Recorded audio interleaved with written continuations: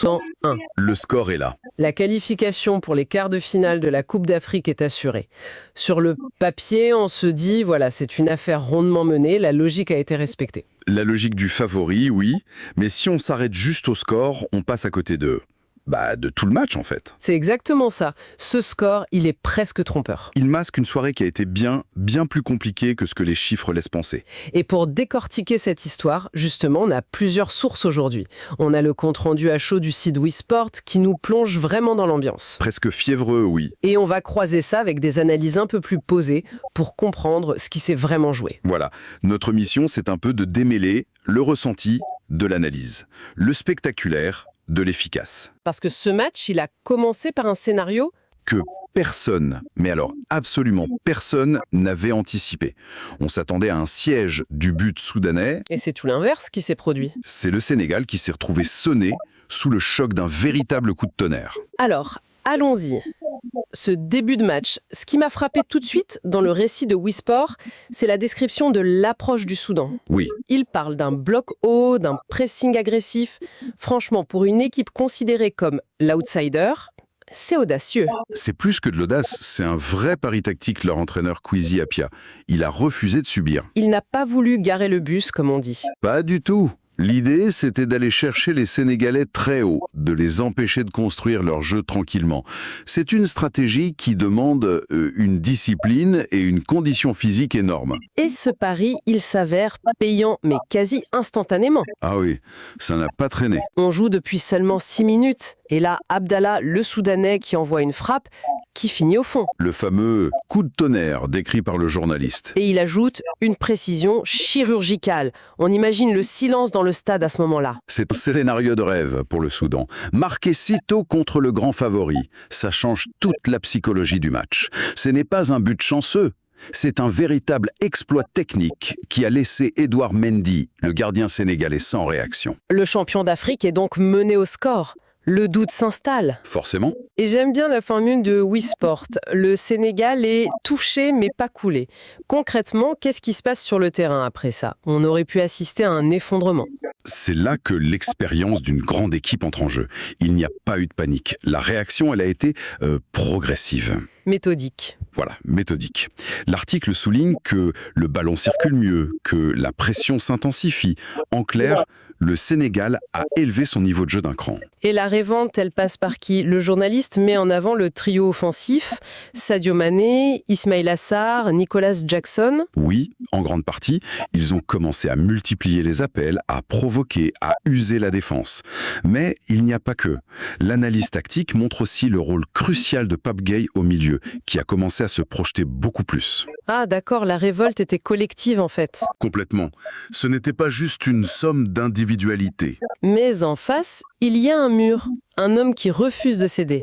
Le gardien soudanais, El Nil. Ah, lui. WeSport écrit qu'il multiplie les interventions décisives. Le Soudan tient bon grâce à lui. Et comment? L'article dit qu'il a retardé l'échéance, et c'est exactement ça. Cette phase du match, c'est un duel psychologique. D'un côté, le Sénégal qui pousse. Et de l'autre, ce gardien en état de grâce qui dégoûte les attaquants. Chaque arrêt renforçait la confiance des Soudanais, et ça ajoutait une couche de pression sur les épaules sénégalaises, minute après minute. Jusqu'à la rupture, l'égalisation. Et elle vient de qui? De Pape Gueye justement. L'homme qui monte en puissance. Une frappe rasante parfaitement placée.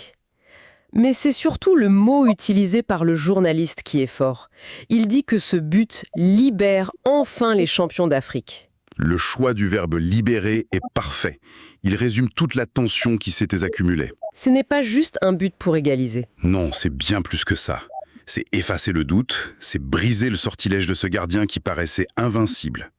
Psychologiquement, c'est un tournant majeur. On sent que le poids sur les épaules de l'équipe vient de s'envoler. À partir de là, le Sénégal ne fait plus que réagir. Il reprend les commandes du jeu, il impose son rythme. Et après ce but, le Sénégal accélère encore, nous dit l'article. Qu'est-ce qui a changé concrètement dans leur jeu? La confiance retrouvée se voit sur le terrain. Les passes sont plus justes, les enchaînements plus tranchants, l'élan était clairement de leur côté, quoi. Ce qui nous amène au deuxième but, juste avant la mi-temps. Le moment clé. Et c'est encore lui, Pape Gueye qui s'offre un doublé. Là, pour le journaliste, c'est clair, ce but renverse totalement le cours du match. Le timing est d'une cruauté terrible pour le Soudan. C'est le but psychologique par excellence. Rentrer au vestiaire en étant mené... C'est un coup de massue. Vous faites des efforts surhumains pendant 45 minutes, vous y croyez, et à la dernière seconde, non seulement vous perdez votre avantage, mais vous vous retrouvez derrière. Et pour le Sénégal, c'est tout l'inverse. C'est la confirmation de leur force. C'est la validation de leur force de caractère, oui. En une demi-heure, ils ont transformé un scénario catastrophe en une situation favorable. On arrive donc à la deuxième mi-temps, score de 2-1. Et là, je dois avouer que je me suis dit, bon, le match est plié. On aurait pu le penser. La suite, ça va être une formalité. Mais pas du tout. Le Soudan refuse de subir. Et c'est peut-être ça le plus admirable chez cette équipe.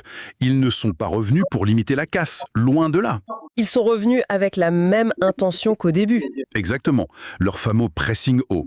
Ils ont réussi à casser le rythme du Sénégal, à imposer ce que le journaliste appelle un faux rythme. C'est-à-dire un jeu plus haché. Un jeu haché, beaucoup de duels, ça a beaucoup gêné la construction sénégalaise. Donc, pas de domination tranquille, c'était un combat en fait. Tout à fait. Le Sénégal avait le ballon, mais c'était un contrôle assez stérile. Il peinait à trouver des espaces. Le match était loin, très loin d'être terminé. Et la preuve, c'est que le Soudan va même avoir une occasion en or de revenir à 2-2. Ah, cette occasion. L'article raconte qu'Edouard Mendy est forcé à un arrêt de grande classe sur une frappe à bout portant. On est passé à un cheveu du drame. C'est l'arrêt du match. Point. Il est aussi important, si ce n'est plus, que le doublé de Gueye. Pourquoi ? Parce que si ce ballon rentre, on est à 2-2 et l'ascendant psychologique change de camp, mais de manière spectaculaire. Tout le travail de la première mi-temps aurait été réduit à néant. C'est là qu'on voit l'importance d'un grand gardien. Il a maintenu son équipe en vie. C'est un arrêt qui vaut un but, clairement. Et finalement, c'est le Sénégal qui va mettre fin au suspense. Le troisième but, celui du 3-1, marqué par Ibrahim Mombaye. Le but qui creuse l'écart. C'est le but qui scelle la victoire, oui. Il arrive à un moment où, logiquement, le Soudan commençait à payer physiquement tous ses efforts. En allant chercher l'égalisation, ils ont laissé des espaces. Forcément. Et le Sénégal en a profité. Le score de 3-1 est logique sur l'ensemble du match, mais il ne dit vraiment pas à quel point cette équipe du Soudan a été courageuse et a poussé les champions d'Afrique dans leur retranchement. On en arrive donc au bilan. Le Sénégal est qualifié, la hiérarchie est respectée. Mais qu'est-ce qu'on retient vraiment de cette victoire de Sénégal ? On retient que c'est une victoire bien plus riche d'enseignements qu'un 3-0 tranquille. Elle a montré plusieurs visages. Une certaine vulnérabilité au début ? Oui, mais surtout, et c'est le plus important, une immense force mentale pour réagir sans jamais paniquer. Elle a montré la puissance du collectif.